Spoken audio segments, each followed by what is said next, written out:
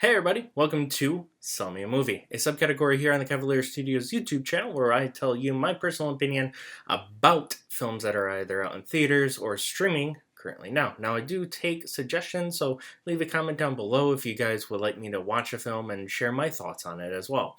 Today we will be discussing Ryan Coogler's new film. It's a horror film, and honestly I was kind of hyped about it because it's very unique in a way, and we'll go ahead and discuss Ryan Coogler's Sinners. Hello there, and good evening, ladies and gentlemen, and children. Now, like I said, this film is written and directed by Ryan Coogler, who did both the Black Panther films and Creed. It stars Miles Caton as Sammy Moore, or Preacher Boy, as he goes in the film as well. Saul Williams as Jedediah, or Sammy's father, who's the preacher of his congregation. Jack O'Connell as Remick. Michael B. Jordan as Smoke and Stack, yes, two twin brothers. Then you do have Delroy Lindo, who plays Slim. Omar Benson Miller as Cornbread. You may know him as he's played Glenn's cousin from Transformers. He was also in 8 Mile as one of Eminem's good friends. And of course you do have Haley Steinfeld as Mary, Wunmi Mosaku as Annie, which of course she's played B-15 in Loki, and Deadpool and Wolverine. So Ryan Coogler and Michael B. Jordan are back with another hit from, honestly, the both of them. Just like Leonardo DiCaprio and Martin Scorsese, these men paired together, honestly, in my opinion, haven't missed yet.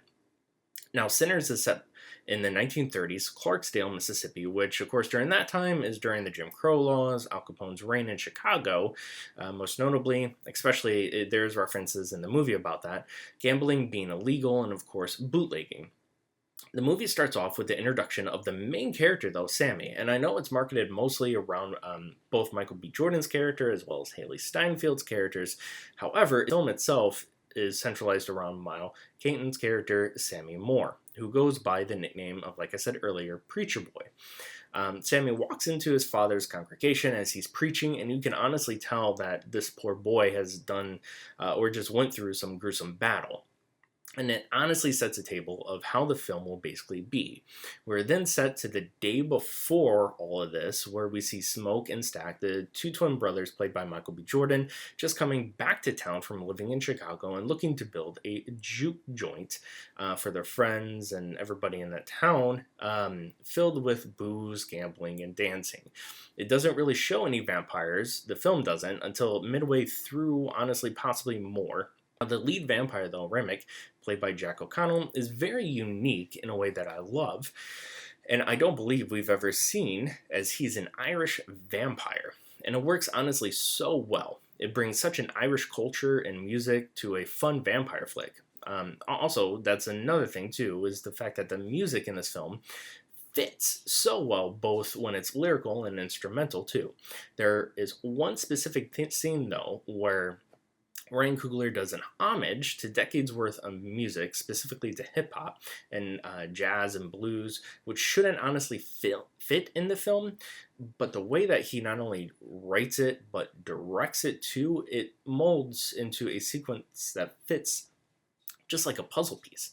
It honestly shouldn't work, but weirdly enough it does. Sinners has the feel of From Dusk Till Dawn, but it carries its own unique storytelling at the same time.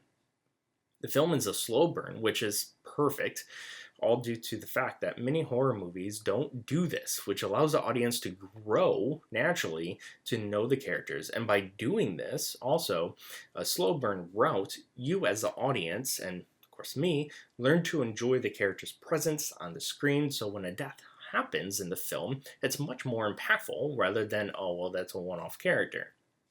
And speaking of which, if you look him up, truly, this is Miles' acting debut of what a debut it is. Mainly because of the fact that his performance in this film is so very well done in terms of the types of emotions that he has to go through. But honestly, he's not the only one. Michael B. Jordan does the same with his ability to play two characters who are not only alike, but separate at the same time. And I know what you guys are thinking, except the fact that nowadays twins, so twin brothers in films, they're distinctly opposite, like one is goofy while the other is serious, which in many ways isn't really realistic if you know any of the twins in your life. For example, like the twins in the Harry Potter, they're very much the same. There's nothing that really sets them apart. Though Ryan Coogler wrote Smoke and Stack with many similarities, though, he brings the realism to showcase the slight difference between the two, where just like in real life, you can't tell the two apart sometimes in the film. Honestly, I got kind of confused sometimes, which is great. My favorite part of this flick, though, is the dialogue. Usually in many films, there are moments where dialogue feels out of place, out of the time period, or make the audience feel like they could have written that so much better. The dialogue in Sinners, though, is beautifully written where you don't feel any of that, and instead the feeling of being transported to that time, the 1930s, is real. The cinematography is perfect as well, with the yellows, the pale colors, and dark undertone, but it's equally matched with many of the camera angles or scene transitions. There is one scene specifically taking place downtown in the film where one of the characters had to go from one store to another to get her mother. When this was happening, though, we see the daughter walk out of the building, and we transition from the daughter to the mother on the opposite side of the street to the other building, and at that point, the mother then walks back to the original scene where the daughter was. Again, it's one single shot, and it was flawless, and that was just one out of a few that I saw. The horror element that this film comes from are interactions with vampires and a few jump scares, but like I said earlier, you don't really get introduced to the vampires until maybe the middle of the film, and at the climax of the part of the film itself. The way that they're designed, though, the vampires themselves played out are very reminiscent of classic vampire stories when it comes to, of course, the silver, the garlic, and stake to the heart. Except the fact that the reason why they show up is because of Sammy. I won't go into detail on why, as I truly want you guys to go see the film itself. I want you guys to enjoy the film and not have anything spoiled. If you're a vampire film fan, Michael B. Jordan fan, or any fan of horror, honestly, you should go see this while it's out in theaters. Ryan Coogler's ability to mix not only a gangster timepiece with vampires is truly unique and creative. It brings another showcase to Ryan's writing ability and directing abilities, in my opinion. Sinners is a glorious fun time at the theater, and I stand by that statement.